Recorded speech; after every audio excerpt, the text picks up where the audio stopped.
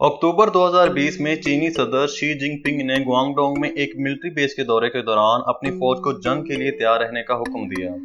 इसके अलावा चाइना ने गुआंगडोंग और फुजियान में लगे अपने 1600 DF-15 मिसाइलों की जगह DF-17 मिसाइल्स लगाने का फैसला किया है, क्योंकि DF-17 मिसाइल्स की एक्यूरेसी और रेंज ज्यादा है और इन तमाम मिसाइल्स का रुख ताइवान की जानिब है। चाइना और ताइवान का आपस में क्या झगड़ा है और क्यों चाइना ताइवान पर कब्जा करने के लिए पर तोल रहा है।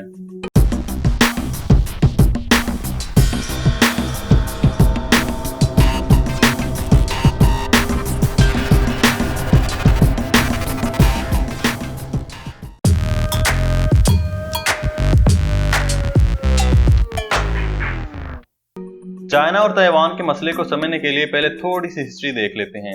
ये जजीरा जिसे आज ताइवान कहा जाता है 1624 से लेकर 1661 तक एक डच कॉलोनी था। 17वीं सदी में गुआंगडोंग और फुजियान से चीनी लोग तजारत की गर्ज से इस जजीरे पर जाने लगे और वहां सेटल होने लग गए। इसलिए आज ताइवान में अक्सरियत हान चीनियों की है। 1683 से लेकर 1895 तक चिंग डायनेस्टी ने इस जजीरे पर हुकूमत की, मगर 1895 में साइनो जापानीज वार के दौरान चाइना ने इस जजीरे पर कब्जा कर लिया। दूसरी जंग अजीम के दौरान चाइना ने अमेरिका और बरतानिया का साथ दिया और जापान को हराने में अपना किरदार अदा किया। जब 1945 में जापान ने सरेंडर किया तो अमेरिका और बरतानिया ने यह जजीरा वापस चाइना के हवाले कर दिया, मगर सिर्फ चंद सालों बाद ही चाइना में सिविल वार शुरू हो गई और 1949 में कम्युनिस्टों ने नेशनलिस्ट को शिकस्त देकर इस जजीरे पर धकेल दिया। उस वक्त कम्युनिस्टों की नेवी इतनी मजबूत नहीं थी कि समुद्र पार जाकर हमला कर सके, इसलिए मेनलैंड चाइना पर कम्युनिस्टों ने अपनी हुकूमत कायम कर ली और ताइवान में नेशनलिस्ट ने अपनी आमरीत कायम कर ली। इस सिविल वार से पहले चाइना अक़वाम मुत्तहिदा का फाउंडिंग मेंबर था और उसके पास अक़वाम मुत्तहिदा की सलामती काउंसिल की परमानेंट सीट भी थी।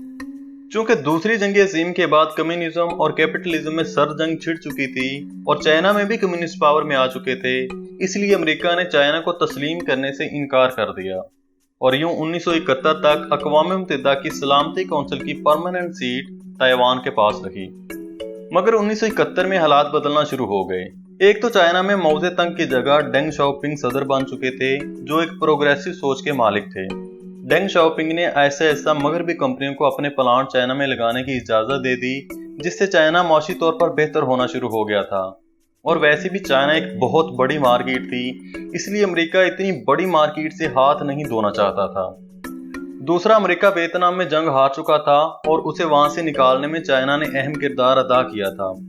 तीसरा, सोवियत यूनियन और चाइना में कुछ इख्तलाफात हो गए थे और कई जगह पर चाइना और सोवियत रूस की झड़पें भी हुई थी। इन हालात में चाइना ने भी इसी में भलाई जाने के किसी ताकतवर मुल्क के साथ इत्तेहाद कायम कर लिया जाए ताकि सोवियत रूस के एग्रेशन से बचा जा सके। इन तमाम वजूहात की वजह से अमेरिका और चाइना एक दूसरे के करीब होने लगे और यूं 1971 में अमेरिकी सदर निक्सन चाइना के दौरे पर पहुंच गए।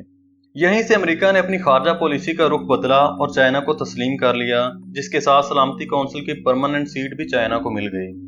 चाइना और ताइवान के तल्लुकात शुरू से ही कशीदा रहे थे और दोनों एक दूसरे पर कब्जा करके अपनी हुकूमत कायम करना चाहते थे, मगर 1980 के आसपास चाइना और ताइवान के दरमियान तलखी में कुछ कमी आई और उनके तल्लुकात थोड़े से बेहतर होना शुरू हो गए। 1980 में चाइना ने अपना मशहूर ज़माना formula one country two system Taiwan के सामने रखा, जिसका मतलब ये था कि अगर ताइवान चाइना के साथ रीयूनिफिकेशन पर राजी होता है तो उसे किसी हद तक खुद मुख्तारी दे दी जाएगी, जैसे खुद मुख्तारी उसने हांगकांग को दे रखी है। ताइवान ने चाइना की ये ऑफर तो ठुकरा दी, मगर चाइना के साथ मुआशी ताल्लुकात काफी हद तक बेहतर कर लिए। 1949 से लेकर 1996 तक नेशनलिस्ट की KMT पार्टी ने ताइवान पर हुकूमत की और ये एक डिक्टेटरशिप थी। चाइना में पहली बार इलेक्शन 1996 में हुए। इन इलेक्शंस के दौरान चाइना ने ताइवान को धमकाने के लिए स्ट्रेट ऑफ ताइवान में फौजी मशकें शुरू कर दी, जिसके जवाब में अमेरिका को अपनी नेवी इस इलाके में भेजना पड़ी। बहरहाल ये इलेक्शन हुए और एक बार फिर KMT ने अपनी हुकूमत कायम कर ली। यहाँ तक तकरीबन सब कुछ ठीक चल रहा था, मगर जब 2000 में इलेक्शन हुए तो KMT की बजाय DPP ने इलेक्शन जीत लिया और पहली बार ताइवान में कोई ऐसा शख्स सदर बन रहा था जिसका तल्लुक KMT से नहीं था। KMT ताइवान को एक अलग मुल्क नहीं बनाना चाहती थी, बल्कि ताइवान और पूरे चाइना पर अपनी हुकूमत कायम करना चाहती थी। मगर 2000 के इलेक्शन के बाद चेन शुई बियान ताइवान के सदर बने, जो ताइवान को एक अलग मुल्क के तौर पर देखना चाहते थे। 2004 के इलेक्शन में एक बार फिर चेन शुई बियान इलेक्शन जीत गए और ताइवान में इलायदगी की आवाजें मजबूत होना शुरू हो गईं, जो चाइना के लिए तशवीश का बायस थी। 2016 के इलेक्शन में साई इंगवान ताइवान की सदर मुंतखब हुई और ये भी अलग ताइवान के हक में थी। उधर अमेरिका में भी ट्रंप सदर बन चुके थे, जिन्होंने सदर बनते साथ ही ताइवान की मुकम्मल हमायत का ऐलान किया और ताइवान के साथ ताल्लुकात मजबूत किए, जिसका गुस्सा चाइना ने ट्रेड वार की शक्ल में निकाला।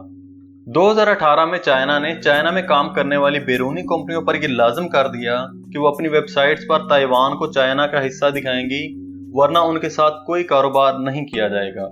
चाइना 2019 में होने वाले हांगकांग मुजाहरों से अभी संभला नहीं था कि 2020 में एक बार फिर साई इंगवान इलेक्शन जीतकर सदर बन गई।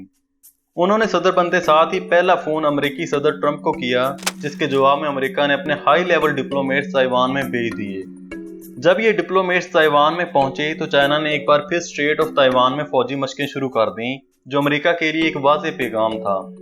हाल ही में खबरें सामने आई थी कि अमेरिका ताइवान के साथ एक फौजी मुआहदा करने जा रहा है, जिसके जवाब में चीनी सदर शी जिनपिंग ने ग्वांगडोंग में अपनी मिलिट्री बेस का दौरा किया और अपनी फौज को जंग के लिए तैयार रहने का हुक्म दिया। अगर हम ताइवान के दूसरे मालिक के साथ तल्लुकात की बात करें तो सिर्फ 17 मालिक ताइवान को अलग मुल्क तस्लीम करते हैं और ये तमाम मालिक बहुत छोटे हैं। बड़े मालिक में से कोई भी ताइवान को अलग मुल्क तस्लीम नहीं करता, हत्ता कि इंडिया, जो चीन का सबसे बड़ा हरीफ है, वो भी ताइवान को तस्लीम नहीं करता। 1971 के बाद अमेरिका की ताइवान पॉलिसी भी गैर वाज़ेह है, क्योंकि अमेरिका ना तो चाइना को खो सकता है और ना ताइवान को। क्योंकि अमेरिका अगर चाइना से हाथ धोता है तो एक बहुत बड़ी मार्केट से हाथ धोएगा, जिससे उसकी इकोनॉमी शदीद मुतासर होगी। और अगर ताइवान चाइना का हिस्सा बनता है तो चाइना पैसिफिक ओशन पर मुकम्मल कंट्रोल हासिल कर लेगा, जिसके बाद अमेरिका की जापान और शुमाली कोरिया में मौजूद मिलिट्री बेसिस नकारा हो जाएंगी, क्योंकि चाइना किसी भी जंग की सूरत में उनकी तेल की सप्लाई बआसानी काट सकता है। अगर हम ताइवान के लोगों की बात करें तो पहले ताइवान के लोग अपने आप को चाइनीज ही कहा करते थे, मगर अब ऐसा ऐसा वो अपनी पहचान ताइवान से करवाना शुरू हो गए हैं, और ये बात इलेक्शन रिजल्ट से भी जाहिर होती है। इसके अलावा 2019 में चाइना ने जिस तरह का क्रैकडाउन हांगकांग में किया है, उसने भी ताइवान के अवाम की राय बदलने में अहम किरदार अदा किया है। Let us know in the comments कि आप ताइवान के फ्यूचर के बारे में क्या सोचते हैं। क्या ताइवान चाइना जैसे बड़े मुल्क का मुकाबला कर पाएगा या आखिरकार चाइना का हिस्सा बन जाएगा? History, international issues, science, politics और करंट अफेयर के बारे में इन डेप्थ जानने के लिए किताब पीडिया को सब्सक्राइब कीजिए और बेल आइकन भी प्रेस कर दीजिए। आपके वक्त का बहुत शुक्रिया।